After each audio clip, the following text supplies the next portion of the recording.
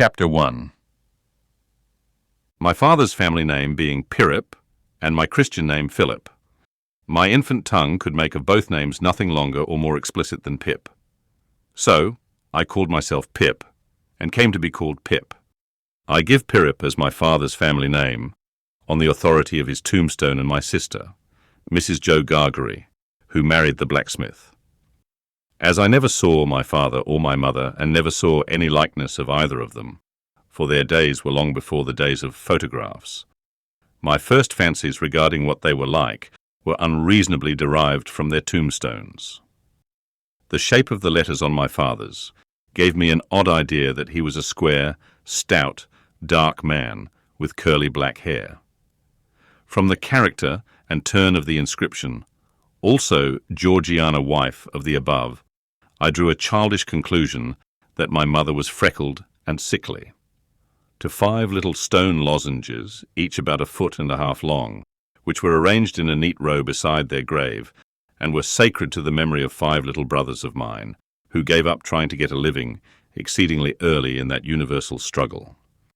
I am indebted for a belief I religiously entertained, that they had all been born on their backs with their hands in their trousers pockets, and had never taken them out in this state of existence.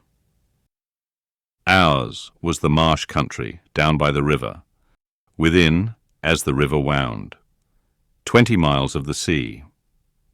My first most vivid and broad impression of the identity of things seems to me to have been gained on a memorable raw afternoon towards evening.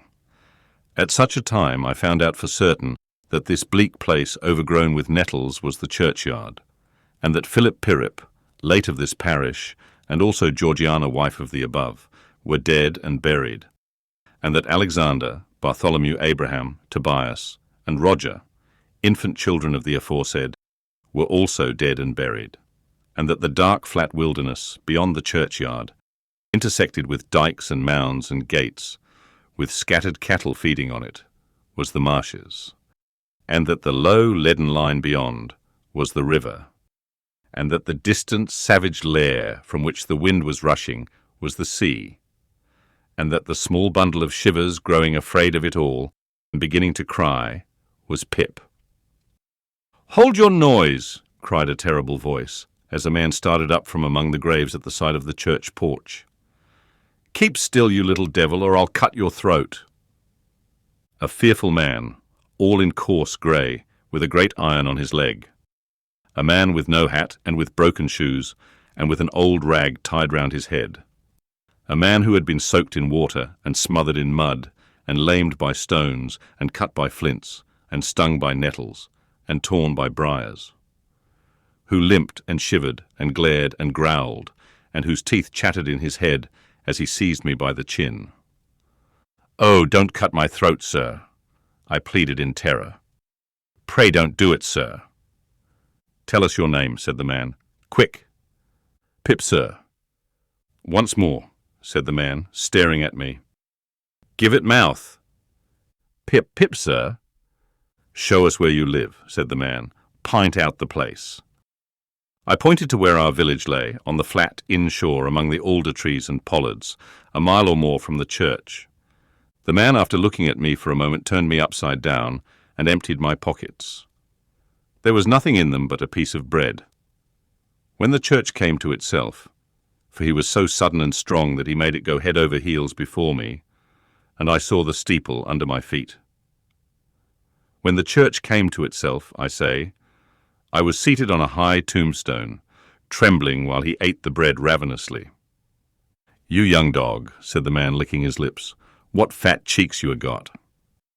I believe they were fat, though I was at that time undersized for my years and not strong.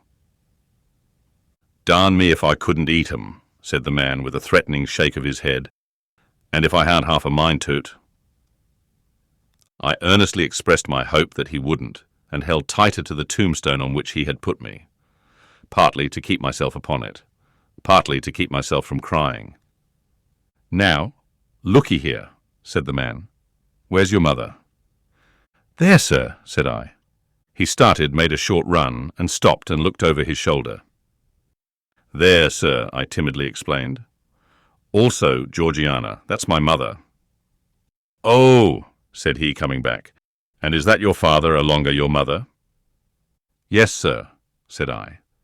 Him too. Late of this parish. Ha! He muttered then, considering. Who do you live with, supposing you're kindly let to live, which I han't made up my mind about? My sister, sir, Mrs. Joe Gargery, wife of Joe Gargery, the blacksmith, sir. Blacksmith, eh? Said he, and looked down at his leg. After darkly looking at his leg and me several times, he came closer to my tombstone, took me by both arms, and tilted me back as far as he could hold me, so that his eyes looked most powerfully down into mine, and mine looked most helplessly up into his.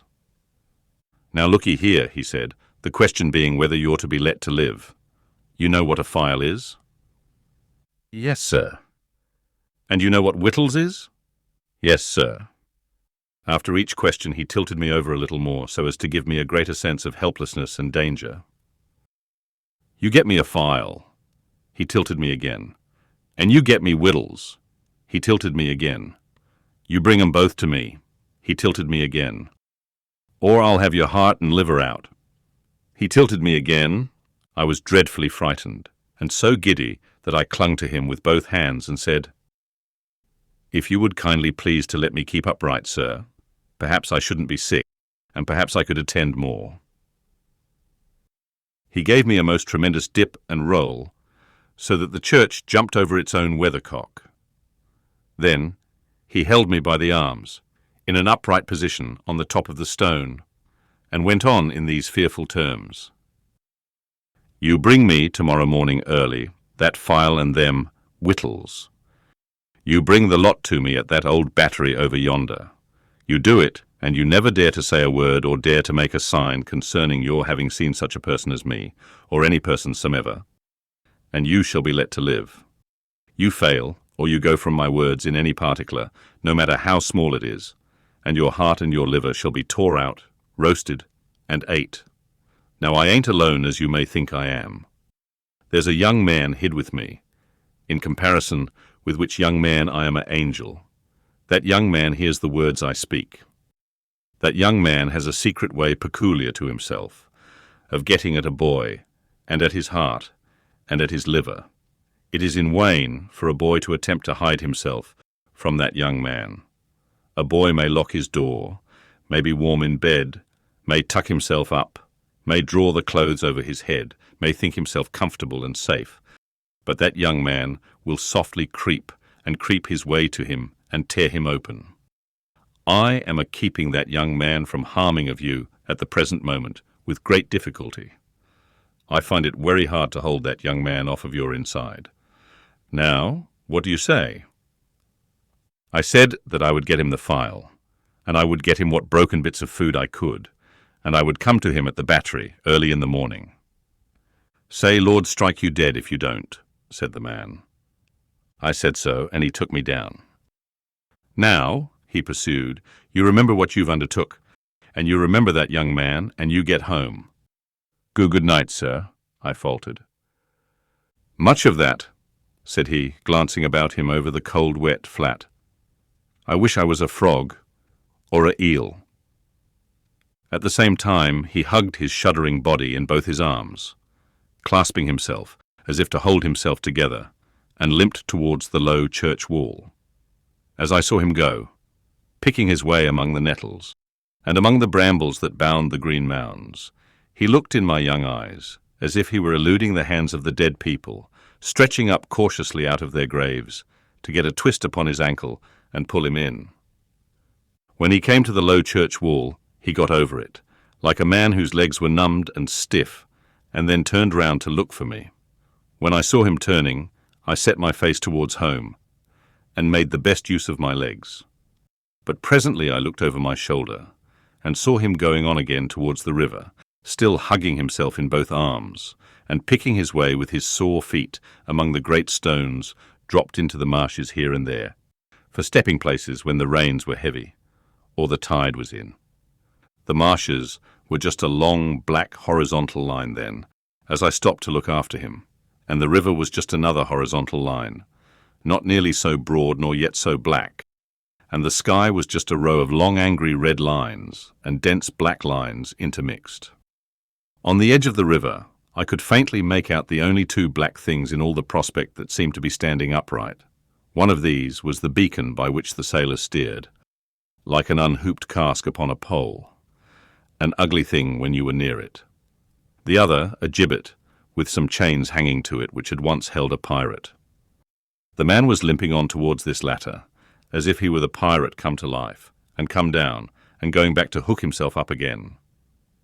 It gave me a terrible turn when I thought so, and as I saw the cattle lifting their heads to gaze after him, I wondered whether they thought so too. I looked all round for the horrible young man and could see no signs of him, but now I was frightened again, and ran home without stopping.